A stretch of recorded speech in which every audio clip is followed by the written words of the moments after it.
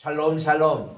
성도 여러분, 지난 한 주 동안 평안하셨습니까? 오늘은 2022년 6월 5일 주일입니다. 다 그 자리에 일어나셔서 찬송 185장으로 하나님께 성신 강림주일 예배 드리겠습니다.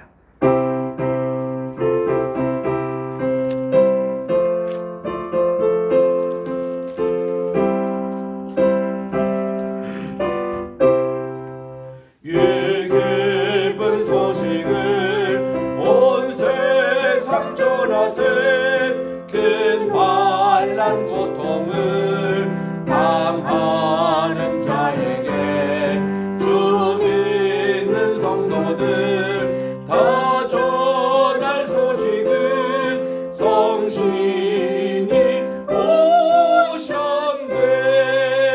성신이 오셨네. 성신이 오셨네. 내 주님 보내신 성신이 오셨네. 이 기쁜 소식을 온 세상 전하세. 성신이 오셨네.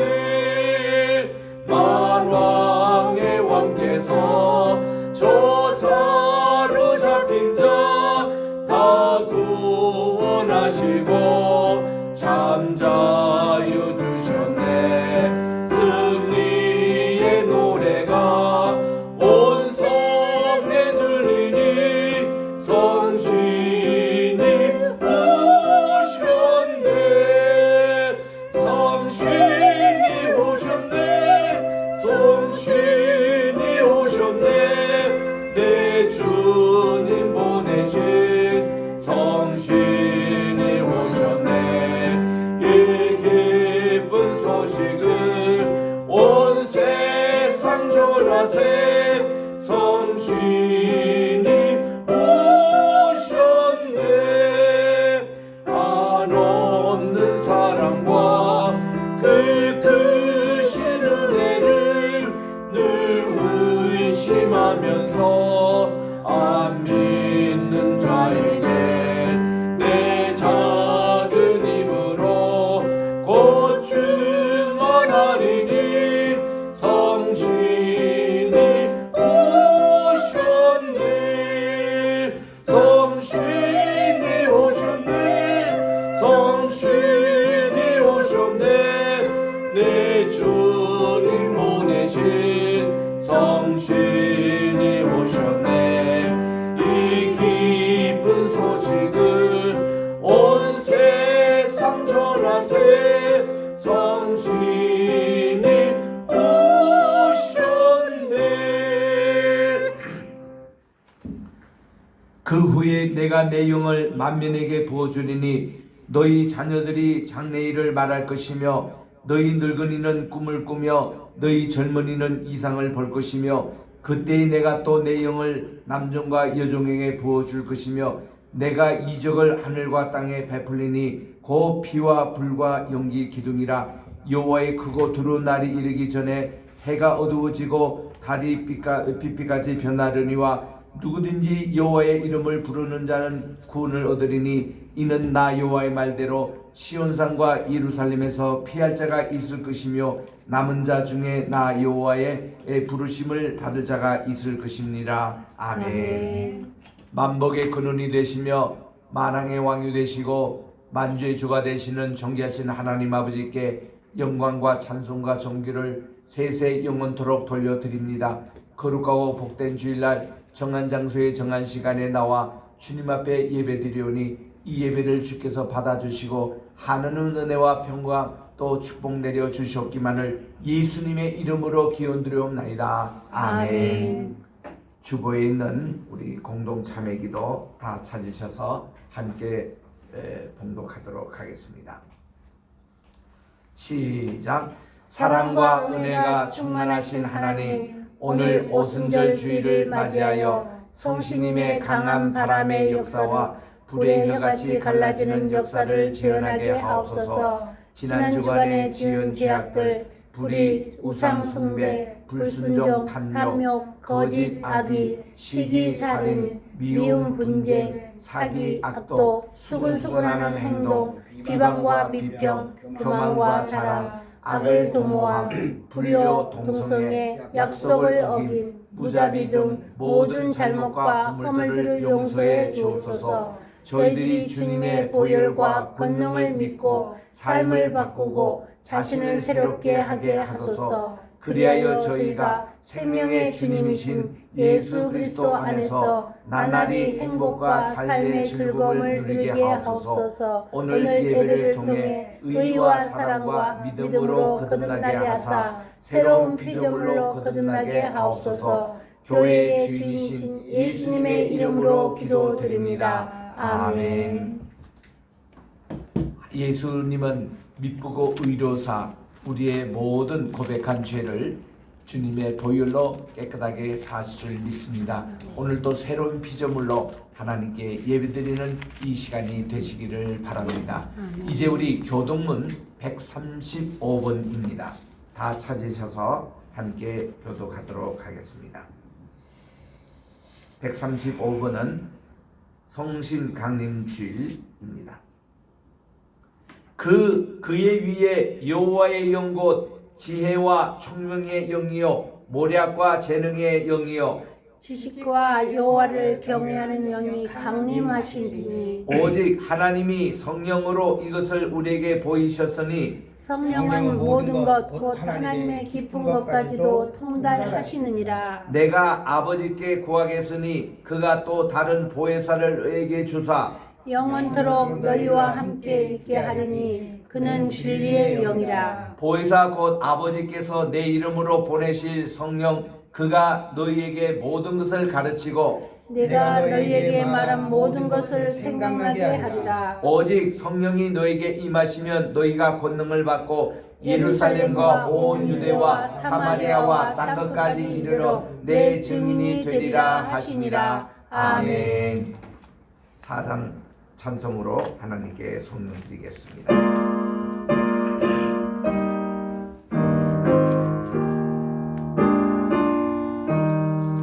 성부 성자와 성신 영원히 영광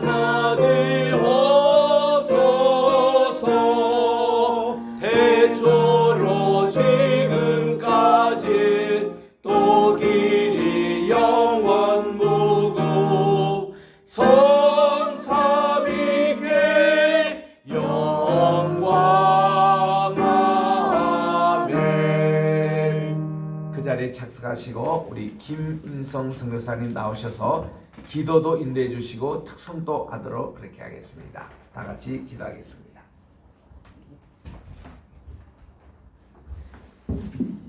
기도하시겠습니다. 너희에게 평강이 있을지어다. 아버지께서 나를 보내신 것 같이 나도 너희를 보내노라. 성령을 받으라. 아멘. 하나님 감사합니다. 성령을 보내주셔서 성령 충만한 삶을 살게 하시는 하나님 아버지, 6월 성신강림절 주일을 맞아 주님 전에 나와 예배드릴 수 있도록 발걸음을 옮겨주시고 양의 문으로 인도해 주신 하나님께 감사와 찬양 올려드립니다. 아멘. 성신강림절 주일을 맞아 세상에 오염된 죄와 악을 깨끗이 씻어주시고 아멘. 정결하고 거룩한 마음이 회복되게 하옵시며 아멘. 우리 마음에 성신님 다시 들어와 주셔서 우리들의 정직하였던 영을 회복하여 주시옵소서. 아멘. 특별히 지금까지 겟세마네 교회에 성신이 임재하여 주셔서 본 교회를 지켜주시고 성령 충만한 교회로 세워주심에 감사를 드립니다. 아멘. 주님께서 반석 위에 세우신 이 겟세마네 교회가 어려워지는 세상 속에서도 은혜와 진리로 든든히 세워지고 한국 선교와 세계 선교에 끝까지 헌신하는 귀한 교회 되게 지켜보호해 주시옵소서. 아멘. 성신 강림 주일을 맞아 성령의 바람이 대한민국에 새롭게 불게 하시고 아버지. 우리들의 마음에도 성신님 임재하셔서 성령 충만하게 하옵소서. 아멘. 부활하신 후 성신 강림하셔서 우리와 영원히 함께 하시는 예수님의 이름으로 기도드렸습니다. 아멘.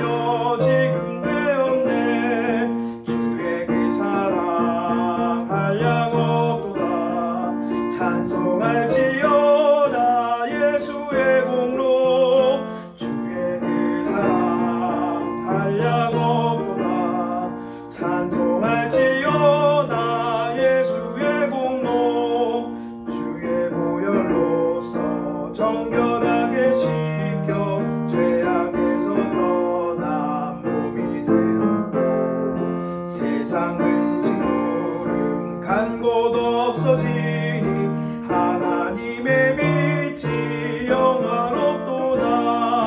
주의 그 사랑 한량 없도다. 찬송할지어다 예수의 공로. 주의 그 사랑 한량 없도다. 찬송할지어다 예수의 공로.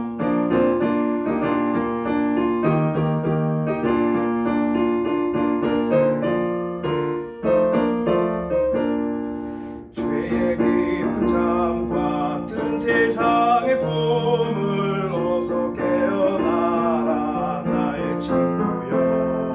은혜 받을 날과 구원 얻을 때가 지금 온 세상에 선포되었네. 주의 그 사랑 한량 없도다.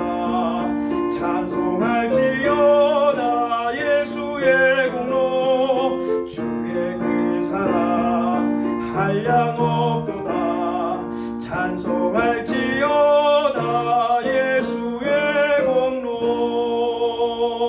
아멘. 오늘 주시는 하나님의 말씀은 사도행전 14장입니다. 사도행전 14장 1절부터 7절에 있는 말씀까지는 제가 읽고 맨 마지막에 있는 24절부터 28절까지는 합독하시기 바랍니다.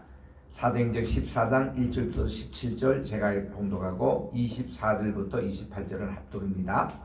이에 이고니아에서 두 사도가 함께 유대인의 회당에 들어가 말하니 유대와 헬라의 허다한 무리가 믿더라.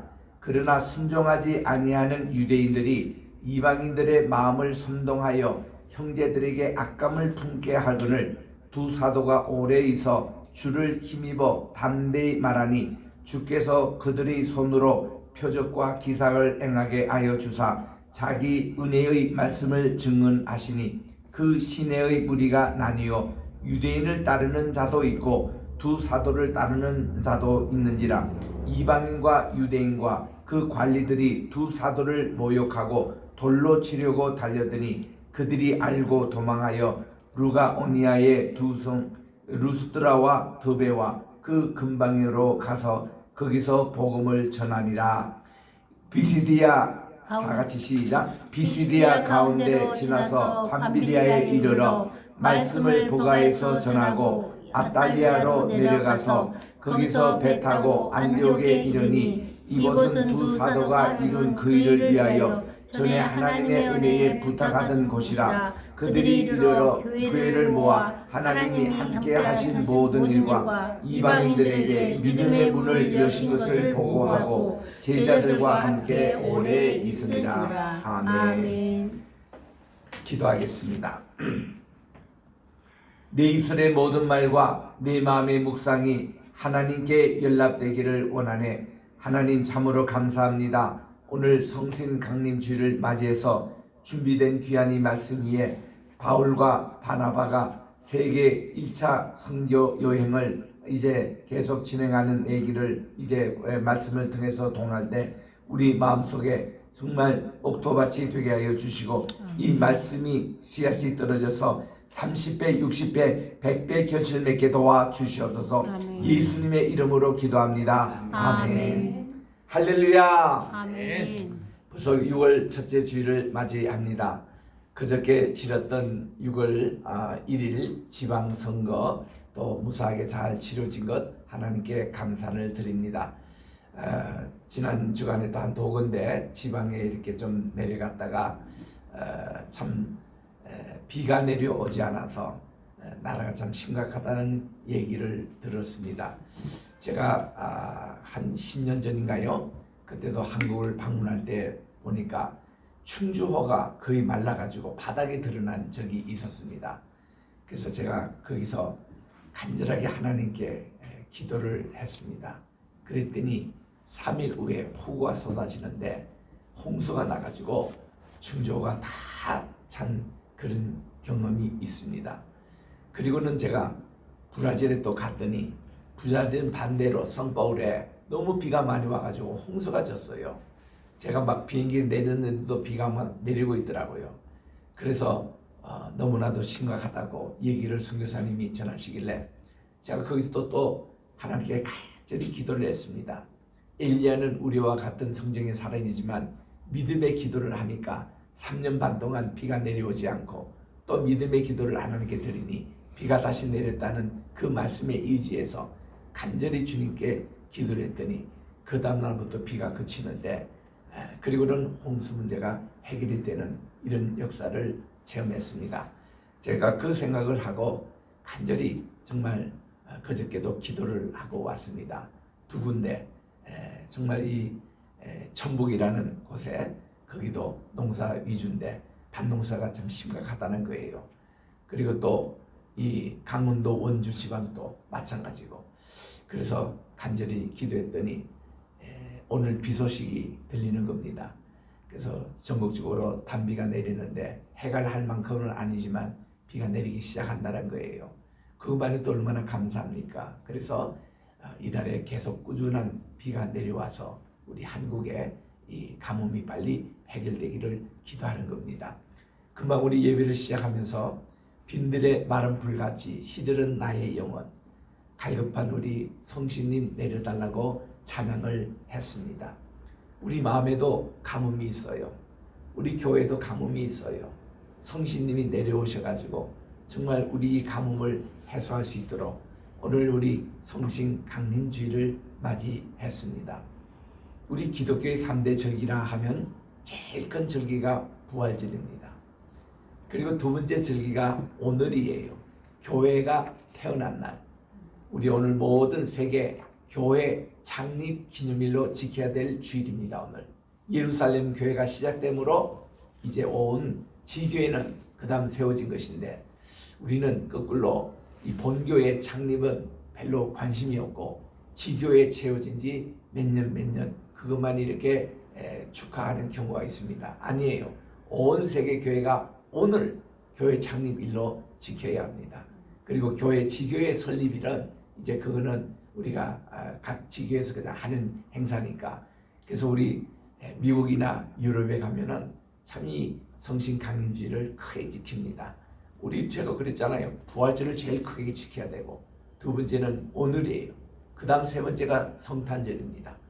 성탄절은 아기 예수님 탄생하신 이런 의미보다도 말씀이 육신이 되어 우리 가운데 가신 임마누엘의 그를 이제 축하하는 절기인데 마침 이게 이 연말 연시가 돼가지고 이 성탄절은 연말 연시의 그런 분위기로 좀 이렇게 크게 된 것이지 사실 우리에게는 큰 축제가 부활절이 1번, 2번이 오늘 그리고 세 번째가 성탄절이에요. 3대 이렇게 절기를 지키는 겁니다. 교회마다 큰 휘장을 불고 불같은 성스님 내려주시옵소서 비둘기 같은 성스님 내려오시옵소서 그러면서 교회가 오라토리아도 하고 선곡도 하고 선물도 교환하고 교회가 창립됐으니 얼마나 우리가 기쁜 일입니까? 그래서 우리 이 본교회 예루살렘 교회가 설립된 것만 창립이에요. 창립. 그리고 나머지 우리 지교회가 설립된 것은 전부 다 설립 몇 주년 이렇게 해야 합니다. 그런데 이거를 막 혼돈해서 어떤 교회는 아무개 교회 창립 몇 주년이라 하는 거 보면 그 성경을 알고 역사를 아는 사람은 우습게 보입니다. 창립은 예루살렘 교회가 창립이라는 것은 하나가 하나님이 세우신 교회예요. 그리고 거기 이제 브랜치 지교회가 이제 세워지는 거죠. 그죠? 예를 들면 그런 거예요. 삼성 하면은 창립자는 이병철 회장입니다. 그리고 거기서 시작해가지고 삼양 설탕부터 시작해서 삼양도 이렇게 해서 삼성 계열 회사가 이렇게 세워지잖아요. 이런 걸 전부 다 설립이라고 그러잖아요. 이 창립주는 한 사람이에요. 이병철 회장. 이런 개념으로 우리는 하나님이 교회를 세운 것, 이 교회 창립은 오늘입니다. 예루살렘 교회가 세워진 것이고 그리고는 우리 모든 지교회는 설립이라는 말을 써요. 이스태블리시먼트. 그래서 교회 설립 몇 주년. 우리 게세마네 교회도 원래 교회 설립 34주년을 맞이하잖아요. 7월 31일인데 그런 개념입니다. 그래서 오늘 온 교회가 교회의 이 창립을 축하하는 주일이다. 두 두 번째는 우리 교회에서는 성신이란 말을 우리 즐겨 사용하고 있습니다. 우리가 하나님께 성령 드릴 때도 성부, 성자, 성신, 또 만복의 근원 하나님, 그러면서 성부, 성자, 성신 이런 말을 꼭 이렇게 사용합니다. 이거는 왠가 하면은 우리 보통 일반교에서는 성령이란 말을 많이 사용하고 있습니다. 이렇게 사용된 게 오래되지 않았어요. 불과 한 40년 아직 안 됐습니다. 1980년 중반까지만 해도 우리 한국교회가 다 성신님으로 그렇게 사용했고요. 옛날 찬송가에도 보면은 성신이여 임하사 이렇게 다 했고, 우리 사도신경에도 내가 성신님을 믿사오며 성신을 믿사오며 거룩한 에서 성신이라는 말을 다 썼습니다. 그런데 80년 중반부터 WCC 영향을 받아가지고 한국에 이 초교파 이 운동이 일어나가지고는 우리 모든 교단이 뭐 하나다 이래가지고는 캐톨릭 용어인 성령 그리고 영성 이 단어가 쓰기 시작했습니다. 이게 다 자유신학의 영향이에요.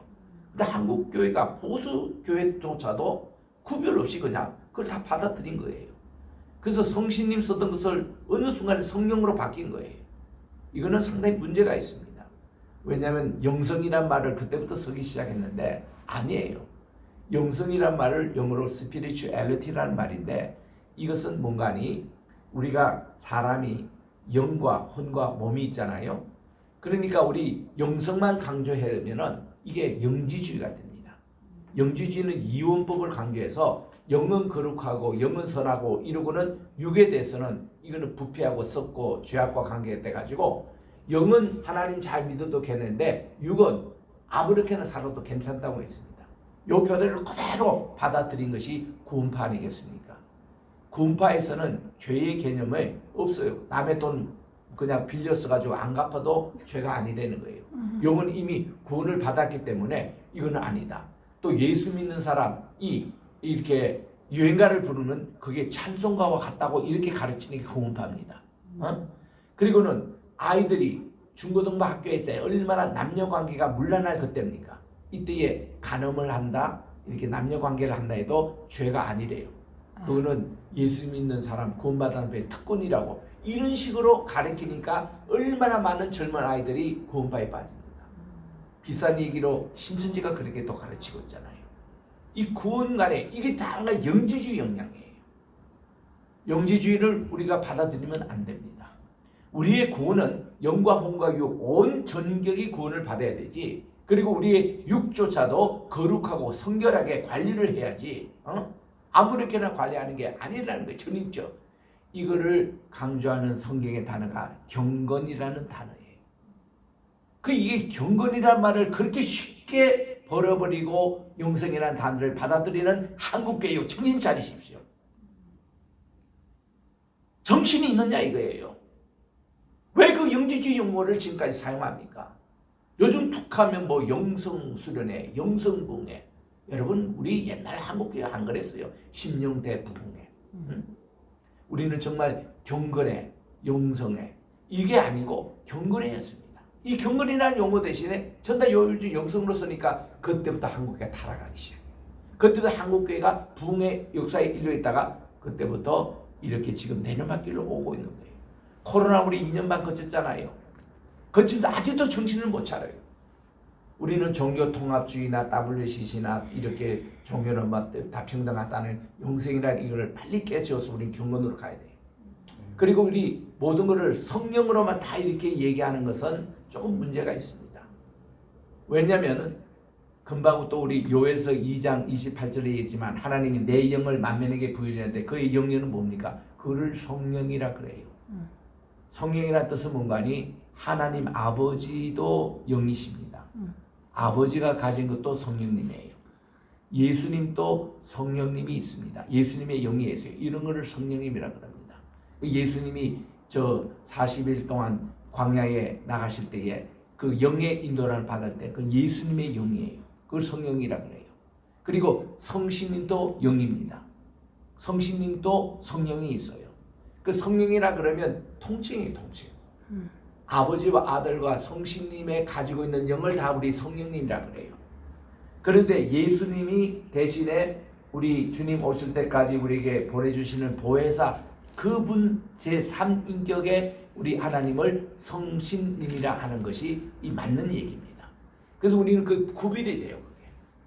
그래서 우리는 이런 걸 할 때 오늘도 우리 성령 강인절이라 하기 전에 우리는 성신 강인, 우리는 아버지의 약속하신 그 성신님을 오늘 우리에게 보내주신 거거든요. 그래서 불의 혀같이 갈라지는 역사가 일어나고 강한 바람의 역사가 일어나서 모든 120일 성도님들이 다 방언의 역사를 하고 성신님의 은사를 받은 거예요. 그래서 저는 오늘 우리 사도행전을 쭉 공부합니다마는 우리 홀리 고스라고 킹제임스 바이블이 분명히 나와요. 홀리 고스라는 거점은 저는 꼭 성신님으로 읽습니다. 그래야 이게 더 확실하게 성신님의 위치도 알고 그렇게 이거를 통틀어 자꾸 성령 해버리니까 그게 어느 이게 좀 혼돈이 오는 거예요. 물론 오늘 한국교회에서 지금 또 설고 있는 성령이라는 얘기를 여러분들이 그날은 수도 괜찮습니다. 하지만은 기억을 하십시오. 아버지도 성령님이 계십니다. 아들도 성령이 있습니다. 또 성신님도 성령이 있어요. 이 모든 통칭하는 것보다는 성신님이 얘기할 때는 고스 하는 것이 좋다는 거예요. 그래서 성신이여 임하사 이렇게 불러야 됩니다. 빈들의 마른 불같이 시들은 나의 영혼에게 성신이여 임하시옵소서. 성신님이 맞아요. 그래서 우리는 좀 구별해서 이렇게 서는 이유가 그렇게 있는 거예요. 그러니까 확실하게 우리 사도행전은 무슨 행전이에요? 성신행전이에요. 성신님이 선도하시고 성신님이 선교하시고 성신님이 우리의 모든 성화생을 다 주관하시고 성신님이 예수님 대신에 보내주신 보혜사예요. 예수님도 보혜사시거든요. 아버지께서 우리에게 최초로 보내주신 처음 선교사님이 예수님이세요. 그리고 예수님이 부활승천하시고 예수님이 우리에게 주신 선교사님이 성신님이세요. 그래가지고는 우리는 성신님과 지금 동행하는 것은 보이지 않는 지금 예수님과 우리 동행하는 생활이에요. 그리고 또 한 가지 꼭 분명히 아실 것은 예수님 지금 어디 계세요? 우리 많은 분들이 사도신경에서 말이죠. 하나님 우편에 앉아 계시다가 저로서 산 자와 죽은 자 이 구절 때문에 예수님이 지금 이 하나님의 우편에 계신대요.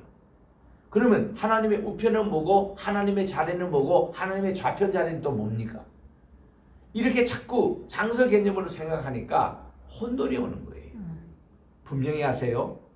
우편이란 그 뜻 자체가 뭔가니 히브리어 용어로 헬라어 용어로 이게 뭔가니 가장 중심 자리라는 뜻입니다. 하나님의 그 자리라는 뜻입니다. 그게 오른쪽 왼쪽 그런 뜻이 아니고요. 우리 흔히 예수님의 강도 옆에 있는 강도가 오른편에 있는 강도는 회개하고 구원을 받았고 왼편에 있는 강도는 그 뭐 저주받고 이렇게 구원받지 못했다 이렇게 얘기합니다. 이런 거 어느 복음에 있습니까? 성경에 보면 그 오른편 왼편 거 나옵니까 안 나옵니까? 안 나와요. 그 내가 복음에 나오겠지. 그 자기들 멋대로 생각해서 오른쪽 왼쪽 그렇게 막 구별해 버립니다. 그 왜냐하면 이게 오른쪽이라는 개념의 잘못 관념 때문에 그래요. 하나님의 우편에 앉았다는 말이 히브리어나 헬라어의 본뜻은 아람어 본뜻은 뭔가 가장 하나님의 그 중심 자리는 그 뜻이다. 아멘. 그게 오른편이라는 뜻이에요. 아멘. 그래서 우리는 굳이 오른편에 이런 말을 쓸 필요도 없는 겁니다. 하나님이 그냥 보좌에 계시는 거죠. 거기에 성부, 성자, 성신의 하나님의 그 삼위이신의 자리거든요. 그래서 예수님이 부활승천하시면서 예수님은 이제는 3년 공생이면 좋겠습니다. 그런데 우리에게는 성신님 또 다른 보혜사를 보내주셔서 하나님의 그분 자신도 하나님이시잖아요. 그러니까 우리의 신앙생활을 돕는다고 보내주신 분이 성신님. 그래서 모든 교회를 오늘 또 양육하고 세우고 또 이렇게 교회가 운행이 되고 모든 성신님이 운행하시는 교회. 이것이 이제 바른 개념인 것입니다. 오늘 이렇게 귀한 성신주의를 맞이해서 정말 주님 앞에 오늘 또 예배하러 나왔습니다. 지난 주에 이어서 오늘은 사도행전 14장을 공부할 차례입니다.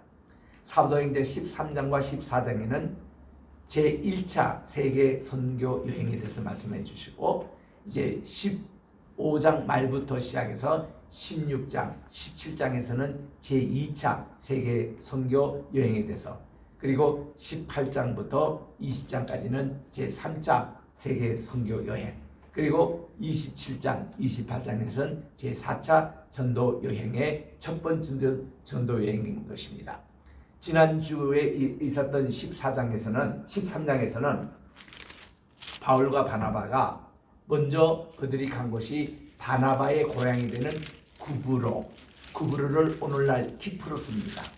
사이프러스라고 영어로는 읽고 우리 보통 키프로스라고 읽는 나라입니다. 거기에 가서 복음을 전했어요. 그리고는 이제 바울의 고향이 되는 길리기아 지방에 그들이 간 겁니다. 거기 보면 버가라는 곳이 있어요. 버가라는 곳에서 북쪽으로 좀 올라가면 비시디아 안디옥이 나옵니다. 비시디아 안디옥에서 바울이 전도를 했는데 그 전도 설교가 이신칭이 우리는 믿음으로 구원을 얻는다. 이방인이든 유대인이든 우리는 다 믿음으로 구원을 얻는다는 그 교리 설교의 최초 한 설교예요. 그래서 우리 모든 신학생들에게는 우리 사도행전 13장 16절부터 41절을 꼭 암기하라고 그럽니다. 거기 세 돼지가 있거든요. 예수님이 그 다윗의 후손을 통해서 예수님을 보내주신다는 그 대목이 22절까지 나오고 23절부터 이제 32절까지 31절까지는 예수님의 십자가 부활의 메시지, 우리 가장 복음의 핵심입니다. 그리고 32절부터 41절까지는 이신칭이 믿음으로 우리는 의롭게 될 수 있으니 여기는 유대인이나 헬라인이나 관계없다는 거예요. 그 메시지를 전한 것이 바울 일생의 신학이 되었고 바울 서신의 주제가 되었던 것입니다. 그리고는 그들이 이제 비시디아 안디옥에서 이 유대인들 가운데서 바울의 그 설교를 싫어하는 사람, 예수교를 싫어하는 그런 유대인들이 그 핍박을 주려고 했습니다. 그때 이들이 그 옆에 있는 도성으로 간 것이 루가오니아 도성에 간 겁니다. 우리 한번 따라갈까요? 루가오니아. 이 루가오니아에는 세 개의 도시가 있습니다. 오늘 살필 이고니온이라는 도시가 있고, 두 번째는 이제 루스드라는 도시가 있고, 세 번째는 더베라는 도시가 있습니다. 이것이 다 루가오니아 성에 있어요. 루가오니아라는 개념은 우리로 말하면 무슨 경기도 또 강원도 하는 그 도의 개념이에요. 그 도의 개념의 세 중요한 성읍이 바로 지금 이 세 성읍입니다. 오늘 여기서 전도한 내용들을 살펴보려고 합니다. 그래서 이게 첫 성이 우리 이고니온이라는 동네입니다. 이고니라는 것은 오늘날 얘기하면은 콘야라는 곳이에요. 오늘 터키의 현지 발음이 콘야입니다. 이 콘야는 바울의 전체 이렇게 그 전도한 도시인데 지금 가보면요 이슬람이 얼마나 강한지 몰라요. 왜냐하면 여기에 이슬람의 3대 학파 중에 하나인 셀죽이라는 게 있어요. 셀죽 신학교가 거기 있어요. 그러다 보니까 이 콘야 중심으로 곳곳마다 이게 모스크가 보입니다. 이게 이슬람의 회당들이 그게 보여요. 얼마나 많은지 몰라요. 한 번은 우리가 성지순례 갔을 때에 콘야 거기에 호텔에서 잔 적이 있습니다. 잤는데 저녁에 가이드가 오늘 시간 내시는 분은 이거는 엑스트라 마니를 조금 내고 하는 건데 유명한 전통 무용이 있대요. 그래서 터키 우리 전통 무용 어떤 거 하고 딱 궁금해 하잖아요. 거의 다 우리가 갔습니다. 한 40명 대원이 미국에서 간 팀인데 거의 다 갔는데 웬걸 가니까 전통 무용은 무용인데 그게 뭔가니요. 그 이슬람에서도 좀 이렇게 그 뭔가 사이비에 좀 속하는 그런 이제 종파가 있습니다.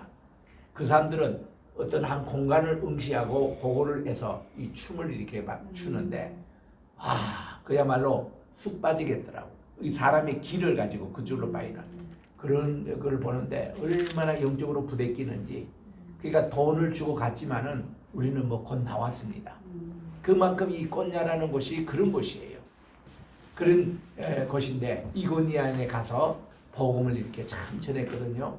전하니까 이방인들이 복음을 잘 받아들여요. 잘 받아들이는데 이 바울나 바나바처럼 유대인들이 못되게 구는 거예요. 그래서 이고니안에서 돌을 들고 바울과 바나바를 치려고 했던 겁니다. 그러니까 이 위험한 순간에는 이 두 사도들이 지혜롭게 또 피신을 잘해요. 그래서 그 옆에 동네에 간 겁니다. 거기 가보니까 이게 루스드라는 동네예요. 물론 거리는 좀 있어요. 근데 반나절 이제 간 거죠. 루스드라에 갔는데 그게 보니까 한 번도 태어날 때부터 발을 쓰지 못하는, 요즘으로 하면 안진뱅이 아니면 발불구자 장애우가 있었습니다. 근데 바울이 이렇게 보니까 그분에게 치유를 받을 믿음이 있는 것을 보았습니다. 항상 이 신유의 은사가 있는 사람은요, 이거를 중요하게 보는 거예요. 아무에게나 기도해서 낫는다는 게 없어요. 예수님께서도 꼭 내게 믿음이 있느냐, 이거를 먼저 확인해 물으시는 겁니다. 우리가 내 시력이 회복되기를 원하느냐, 바디메오에게도 그를 체크한 거예요. 또 심지어 변모산에서 내려오시는데 그 마귀 들린 아이가 있었습니다. 이 아이가 그냥 간질하고 또 입에서 침을 흘리고 그렇게 애들이 막 발광하고 있는 내용을 보고 그 아버지가 고쳐달라고 오는 거예요. 그러니까 이 예수님은 이 아버지에게 이 아이의 지금 대신으로 믿음이 있는지, 이 자기 아이가 낳는다는 믿음인지, 그거를 먼저 체크해 보시는 겁니다. 제가 믿음이 없는 것을 용서해 달라고, 확실히 믿겠다고, 그거 보실 것은 예수님이 그 아이를 고쳐주신 거거든요. 그리고는 그 제자들이 물었습니다. 또 이분이 묻는 거예요. 예수님 제자들은 왜 우리 아이를 예수님처럼 고치지 못하냐뇨. 그러니까 믿음이 없는 관계로. 이게 믿음이 있으면 우리가 이 산을 들어 바다에 옮기를 그대로 옮길 것이다. 뽕나무가 뿌리채 뽑혀가지고 바다에 옮겨 이쪽으로 심어도 될 것이다. 그거는 거의 불가능한 일입니다. 여러분, 이 뽕나무 뿌리가요, 특징이 뭔가니 이 밑에 지상에 얼마나 넓게 뿌리가 이렇게 퍼져가는지 몰라요. 이 뽕나무의 그 뿌리의 특징입니다. 근데 기중유를 가지고 당겨도 이것이 안 뽑아지는 것인데, 믿음이 있으면 그것도 옮겨 심을 수 있는, 이식할 수 있다는 그런 내용의 말씀을 전하신 겁니다. 항상 그 믿음이 중요하거든요. 우리가 베드로와 요한이 성전에 들어갔다가 여기도 똑같이 한 번도 걷지 못한 안전뱅이 나면서부터 이분이 성전 안으로 못 들어가요. 불구자들은 성전 안에 못 들어갑니다. 그 당시. 그러니까 얼마나 성전 안에 들어가서 예배를 드리고 싶었겠습니까? 그 문턱에 앉아서 구걸이나 하고 있었던 거예요. 그러니까 베드로와 요한이 이분에게 얘기했어요. 르게다스, 우리를 보세요. 그가 봤습니다. 보는 순간에 이분에게 낫겠다는 믿음을 심어주고 싶었습니다. 은과 금은 우리는 없습니다. 우리의 있는 것을 당신에게 줄 테니까 나사렛 예수님의 이름으로 의지하여 일어나라. 이게 뭔가 하니 금과 은으로 낳는 게 아니고 한편 구걸해서 낳는 게 아니고 당신이 이렇게 나올 수 있는 것은 예수 그리스도의 이름으로 낳는 거니까 그거를 믿으라는 거예요. 그 믿음을 가지면 당신의 발목에도 힘이 생기고 또 걸을 수 있다는 거예요. 그랬더니 이분이 그 믿음으로 낫게 됐다는 거예요. 이것이 그 다음 장에 보면 사도행전 4장에 보면 그게 나와요. 이 사람이 낫게 된 것이 예수 그리스도를 믿음으로 내가 낫게 해주시는 치유의 능력으로 이렇게 낫게 했다는 겁니다. 지금 바울과 바나바가 지금 루스드라의 성에 이제 들어갔는데 나면서부터 한 번도 걸으지 못한 이 안전뱅이가 앉아 있는데 바울이 이렇게 막 전도를 하고 있었는데 이분이 유심하게 쳐다보는 거예요.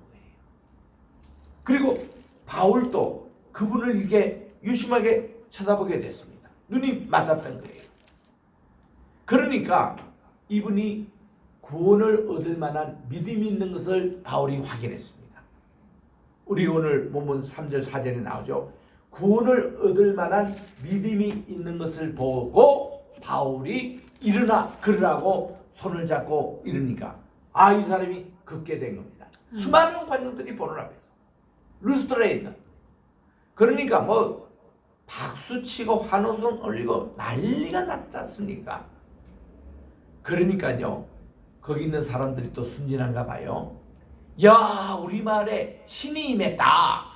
바울이 이렇게 막 전도하는 그 목소리가 신의 목소리로 같다. 뭐 이렇게 전하니까요, 당장 거기서 그 당시 신이라 하면은 그 지방에서 그 당시 헬라 신을 섬기기 때문에 제우스 신이 제일 아주 유능한 신이잖아요. 그러니까 야, 그 바나바 이분은 제우스 신이다. 우리 개역에서는 스스 신이라 그러는데 그게 제우스라는 말입니다. 제우스를 로마 말로는 주피터라고 그래요. 제우스 혹은 주피터 출신이다 왔고, 그리고 이 바울은 말을 잘한다는 거죠. 지금 이 바울이 지금 설교하잖아요. 헤르메스 신이다. 이거를 이제 라틴 말로 뭐라면 메르큐리우스 신이라 그럽니다. 웅변의 신이라는 뜻이죠. 그래서 이 두 신이 지금 우리 이 마을에 임했다는 거예요. 그러니까 제우스 신당에 있는 제사장들이 말이죠, 소를 끌고 옵니다. 제사를 지내려고. 지금 이 신이 여기 우리 마을에 왔으니까. 그리고 화관을 가지고 옵니다. 꽃다발을 가지고 지금 이제 다 모인 거예요, 사람들이. 그리고는 이 두 분에게 우리 신이 임했으니 예배를 드려야 될 것 아닙니까? 소도 잡고 이제 꽃다발도 드리고 뭐 이런 걸로 지금 난리가 났어요. 그랬더니 바울과 바나바가 기가 차가지고, 여러분들 제발 이것을 낫게 한 분은 여러분들이 지금 섬기는 그 우상, 그것까지도 만드신 하나님이 이걸 낫게 한 것이 절대로 우리가 아닙니다고 만류를 해가지고 결국 예배를 못 드리게 한 겁니다. 신적인 대접을 잠깐 받았습니다. 근데 참 사람이라는 게 교만하죠. 군중이라는 것은요, 금방 영웅을 만들더라도 수가 하나만 틀리더라도 이 영웅을 죽이라 이렇게 나가는 게 군중입니다. 예루살렘 모인 군중들 보세요. 예수님이 이제 세 번째 유월절 지키러 오시는데 이분이 진짜 메시아 맞다 하고 자들끼리 입소문해가지고 예수님이 이제 낙이 타고 오시는데도 불구하고 그들이 종려나무, 요즘으로 말하는 팜추리입니다. 그걸 가지고 야자수 흔들고 왕으로 대접해요. 그 당시는 그 왕과 군대 장관이 전쟁에서 이제 승리하고 돌아오면은 그렇게 막 야자수 나무를 흔들고 환영합니다. 호산나 우리를 구원해 주세요. 환영합니다. 이러고는 메시아 대접을 예수님이 받으신 거예요. 뭐 그냥 정도가 아니라 사람들이 자기 옷을 길바닥에 펴고, 요즘으로 말하면 대통령이 그거 할 때는 이 빨간 카펫들을 딱 까는 식으로, 그런 식으로 자기들의 겉옷을, 그 뭐 깨끗한 겉옷도 아닙니다만은 그거를 다 깔아놓고 거기로 이제 행진하도록 그렇게 하고 호산나 호산나 했던 이 군중들이요, 며칠 후에 대제사장과 그 종교 지도자들이 몇 푼씩 주는 거예요. 야, 예수 이제 빌라도 이번 금요일날 아침에 이제 사형 운동을 받아야 되는데 그거 할 때 십자가 못 보게 달라. 너희들 돈 몇 푼들 다 나눴습니다. 그런데 돈 박아놓는 군중들이요, 예수를 십자가에 못 박으시오, Crucify him, Crucify him 하고 그렇게 외쳤던, 이렇게 헷가닥하는 것이 이게 군중들이에요. 지금 똑같은 일이 루스드라에서 일어난 겁니다. 루스드라에서 조금 전만 해도 신적인 대접했던 이런 사람들이 그중에 유대인들, 저기 벌써 이고니아에서 온 유대인이에요. 돌로 쳐서 죽이려고 이렇게 왔던 이 사람들이 입순으로, 야, 이 바울과 바나바 저 가짜다, 저 사입이다, 종교 지도자다 이러고는 막 그냥 입소문을 내기 시작하니까 금방 이 여론이 확 바뀌는 겁니다. 바뀌어가지고요, 여기서 그 사람들도 같이 돌쳐서 사도 바울에게 죽였습니다. 사도 바울에게 돌을 그냥 던지잖아요. 그러니까 바나바는 무사했는데 바울은 돌에 맞아서 죽어가지고 피를 흘리고 완전히 실신해서 죽었습니다.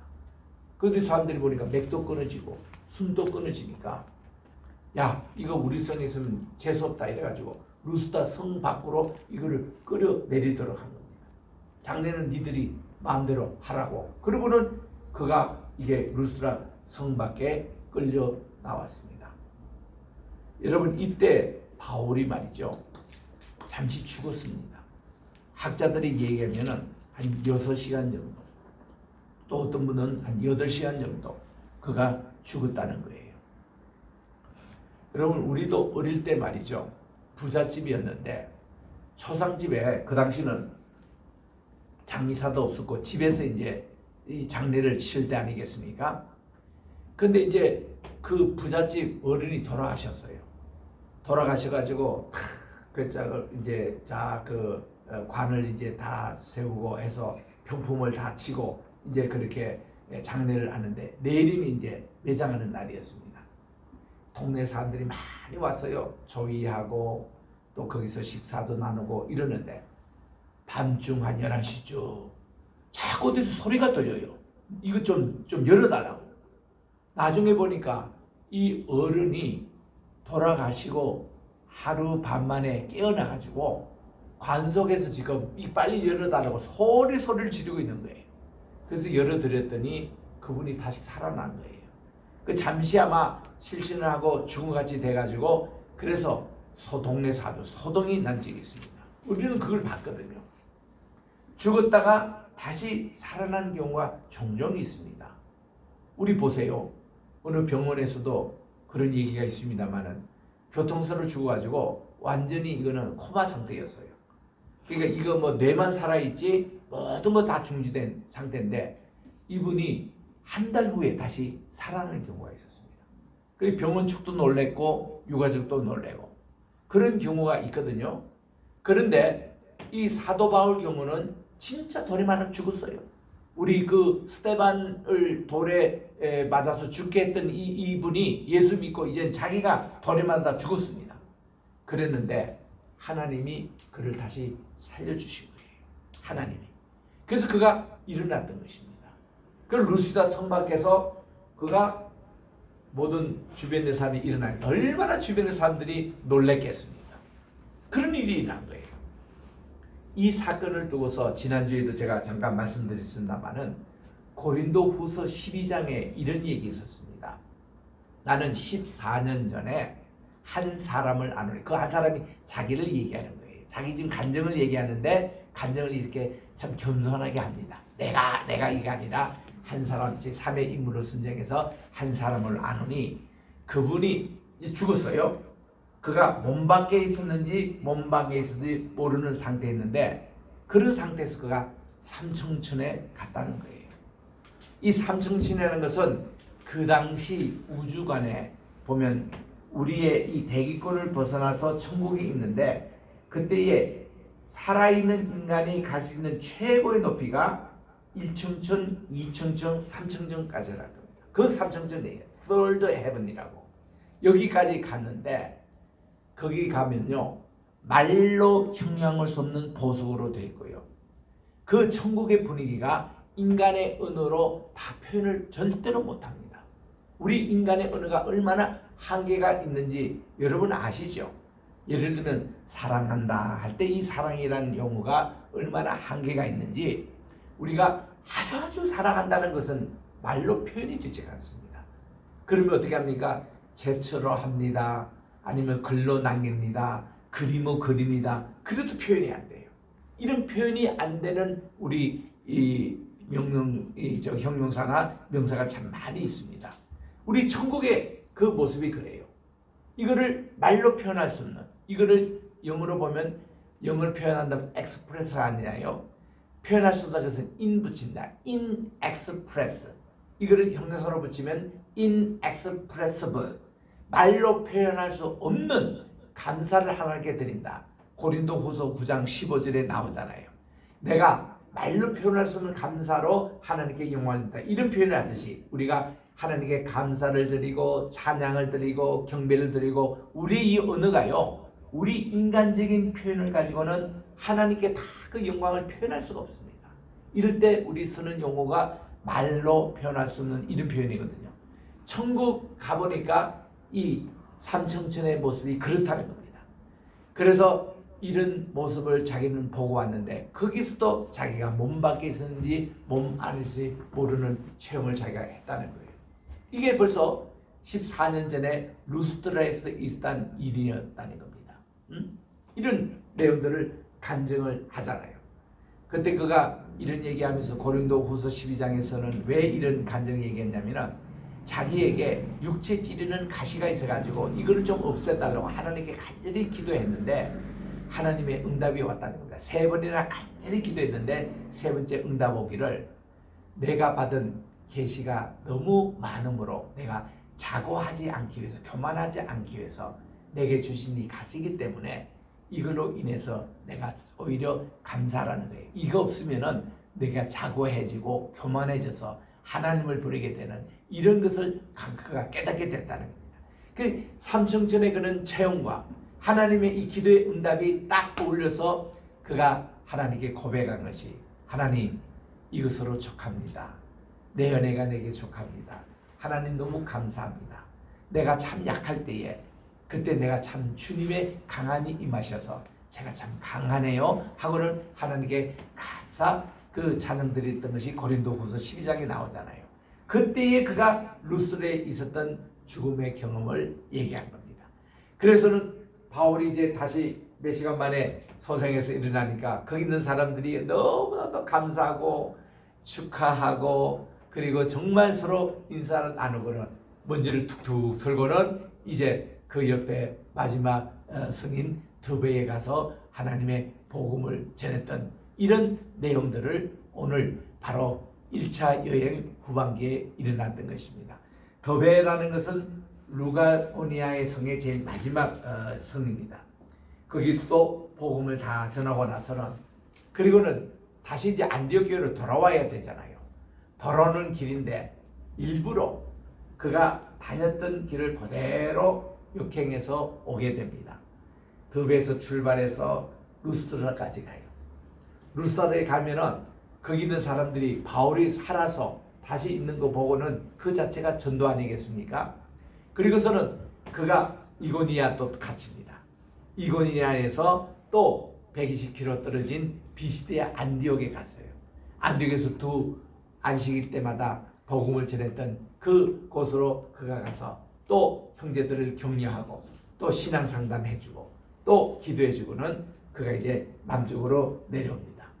남쪽으로 내려오니까 밤빌리아라는 그런 이제 지역입니다. 여기에 보면은 버가라는 곳에 바로 옆에 있는 곳인데 거기서도 또 복음을 전하고 그리고 버가를 잠시 것을 이 버가라는 것은 이 마가라는 요한이 멋대로 예루살렘 돌아갔던 그 장소입니다. 그쪽으로 다시 가서 이제 격려하고 그리고는 이탈리아라는 항구를 통해 가지고 배를 타고 이 안디옥까지 돌아왔습니다. 안디옥 교회 다시 돌아와서 1차 세계 선교 여행했던 이것을 다 간증을 했습니다. 근데 안디옥 교인들이 이것을 듣고는 야 이방에게도 구부로 총독이 예수를 믿게 되고 비시디아 안디옥에서 그렇게 큰 붕의 역사가 일어났고 또 이제 루스드라에서 정말 안전맹이를 다시 호전이 일어나고 그가 돌에 맞아 죽었지만 다시 하나님께서 살려주시고 이런 얘기를 들으니 안디옥 교회가 뭉치고 그들이 해외 선교에 더 정말 초식이 되겠다고 결심했던 이런 일들이 일어나는 겁니다. 얼마나 감사한 얘기예요. 그래서 바울이 이제 그 안디옥 교회 우리 그 바나바와 함께 공동 목회하면서 한동안 여기에 있었던 일이 벌어집니다.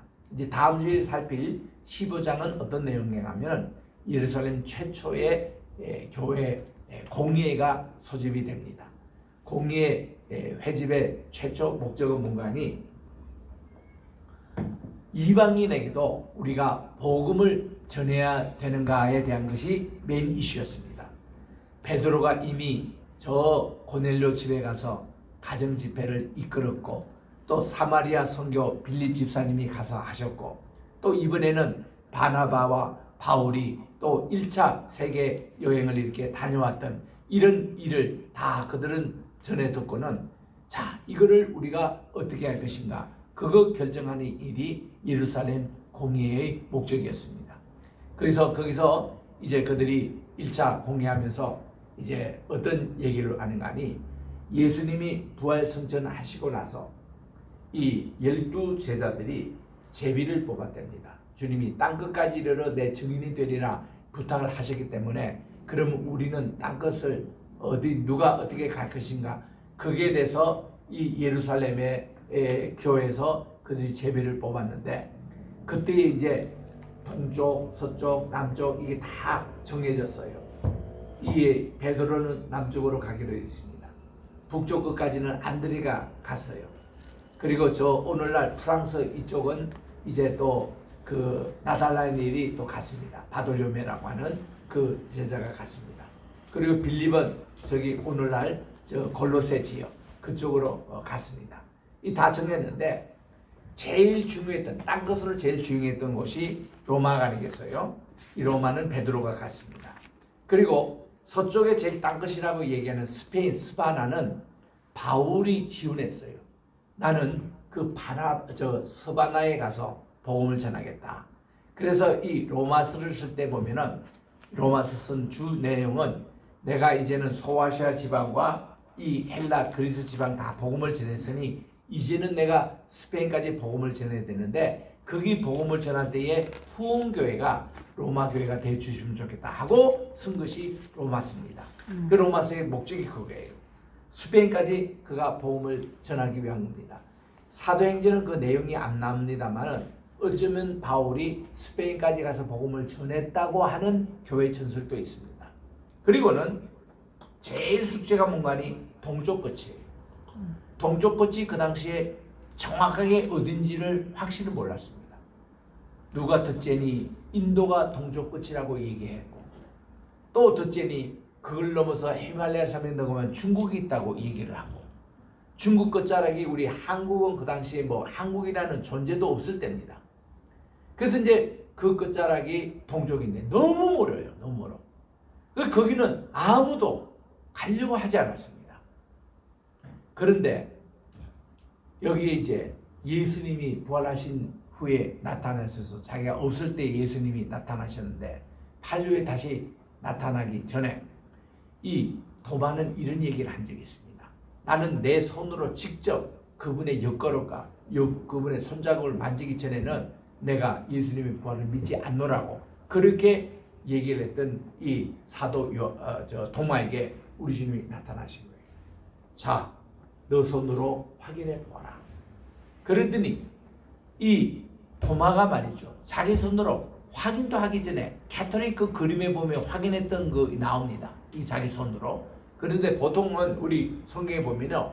손가락으로 이렇게 확인도 하기 전에 우리 예수님을 딱 나타나니까 My Lord, 내 주님이십니다. My God, 나의 하나님이십니다. 예수님을 최초로 하나님으로 고백한 분이 사도 도마가 된 거예요. 아멘. 그래서 이 도마가 그렇게 해서 부활의 주님을 만난 경험이 있기 때문에 예수님이 도마에게 동쪽 땅끝까지 가서 복음을 전하라는 거예요. 그래서 도마가 고민을 했죠. 와, 거기는 가면은 험난한 산도 있고 도둑대도 많고 얼마나 위험한 곳이 동쪽 끝인데 제가 어떻게 가겠습니다고 사양을 했대요. 그 거부를 했답니다. 그랬더니 교회 전설에 나와요. 우리 주님이 꿈속에 도마에게 나타나셔서 얘야 너 가라. 이 쌍둥이야. 너 가서 그 동쪽 끝에 가서 복음을 전하라.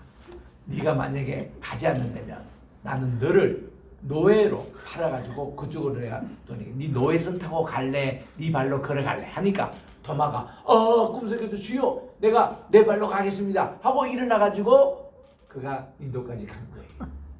인도에서 복음을 전하다가 그게 아요타국이라는 곳이 있는데 그게 이제 유대인의 그 이제 후예가 되는 벤허 집안에서 그 있던 왕국입니다. 거기 가니까 공주님도 있어요. 그 공주님이 훗날에 김수로 왕의 부인이 되는 허황옥입니다.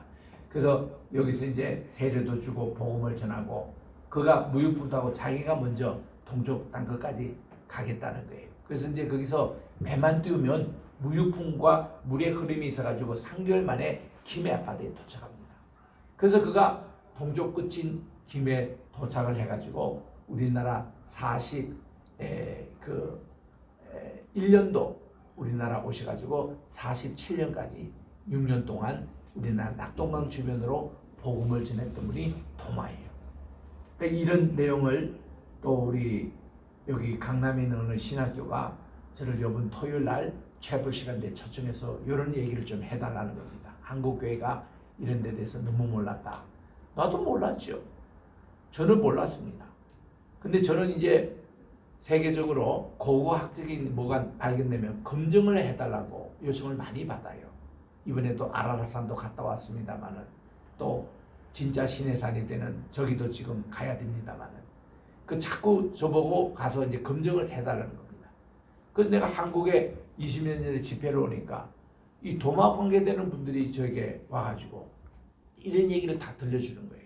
도마가 우리나라 2000년 전에 와서 복음을 전했다는 것이에요. 나는 금시초문인데 아니 그게 뭐 나는 처음 들은 일이고 만약에 그게 있으면은 교회사에서나 무슨 박물관에서나 이런 일이 좀 얘기가 돼야 되는데 전혀 내가 들은 바가 없다고. 그래서 이분들이요 저를 2박 3일 다 데리고 다니면서 도마에 관한 동마 박물관부터 시작해서 김해부터 또 용주에 가고 서울에서 우리 그 여기에 대해서 전문하신 목사님 다 만나서 미팅을 다 가지고는 제가 미국에 갔습니다. 그래서 내가 이거 봤던 것을 이거 어떻게 이거를 검증해야 되느냐. 미국에 있는 교회사가 교수님들에게 얘기를 했습니다. 했더니 이분들이 한 사람도 빠지지 않고 전부 다 긍정적으로 얘기하는 거예요. 그럴 수가 있다고. 왜냐하면 자기들이 자료가 없어서 못 밝힌 것인데 이거를 검증만 되면은 자기들도 와서 보고 싶다는 거예요.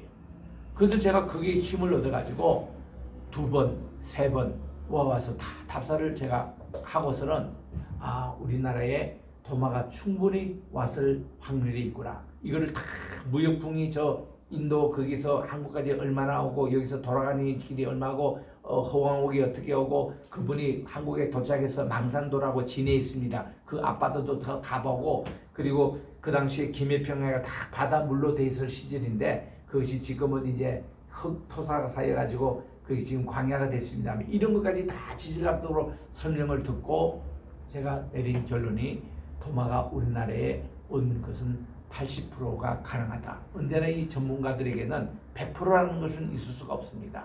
그러니까 이 80%만 해도 굉장히 점수를 많이 준 거죠. 그때부터 제가 한국의 도마 연구의 전문가가 된 겁니다. 그래서 이제 이게 알려지니까 여기저기서 와서 이런 얘기를 좀 전해달라는 거예요. 그래서 제가 많이 전하고 있습니다.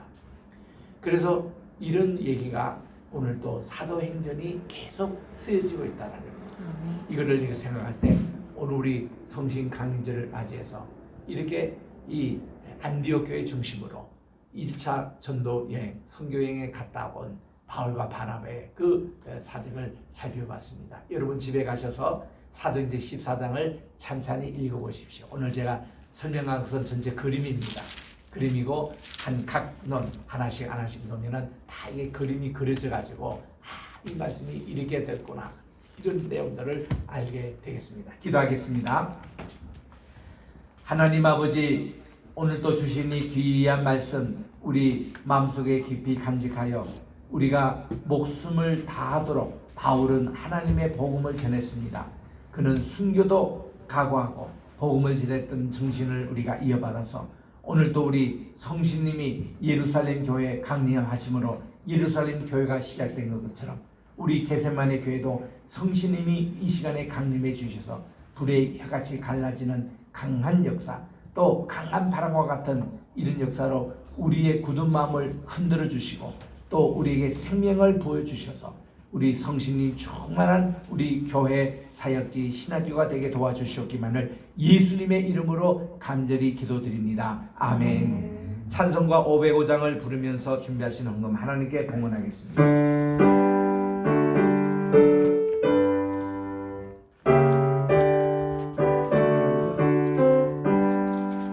온 세상 위하여 나 복음 전하래 만 백성 모두 나와서 주 말씀 들으라 죄 중에 빠져서 헤매는 자들아 주님의 은석 붙들고 너 구원 받으라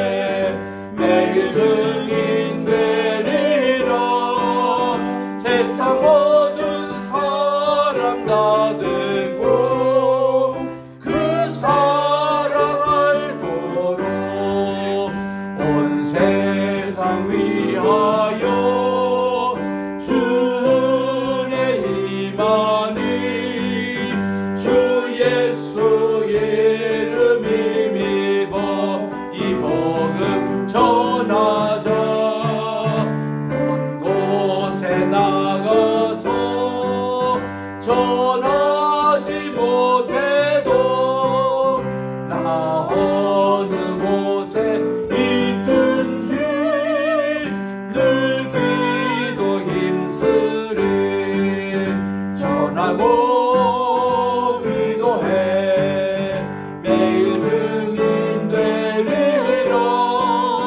세상 모든 사람 다 듣고 그 사랑 알도록. 기도하겠습니다. 하나님 아버지, 주님께서 주신 귀한 사랑을 깨닫고 저희들이 10의 1조 감사의 예물, 선교의 헌금, 장학 헌금 여러 가지 예물을 주님께 가져왔사오니 이 예물을 주께서 거둬주시고 하늘 창고에 쌓아두셔서 주의 복음을 전하는데 귀하게 사용하여 주시옵소서. 아멘. 내일 또 현충일입니다.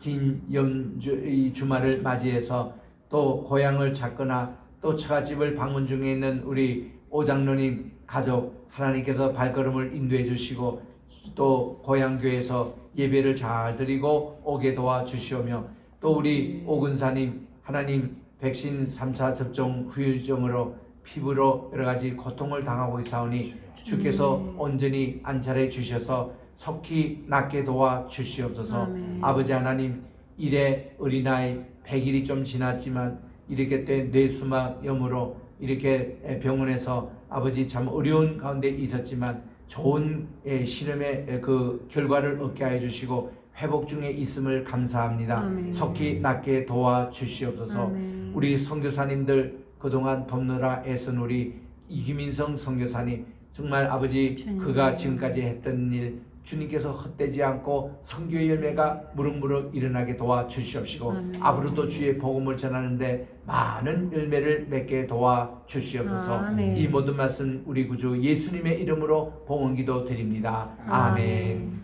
다 일어나셔서 1장 찬송으로 하나님께 성령드립니다.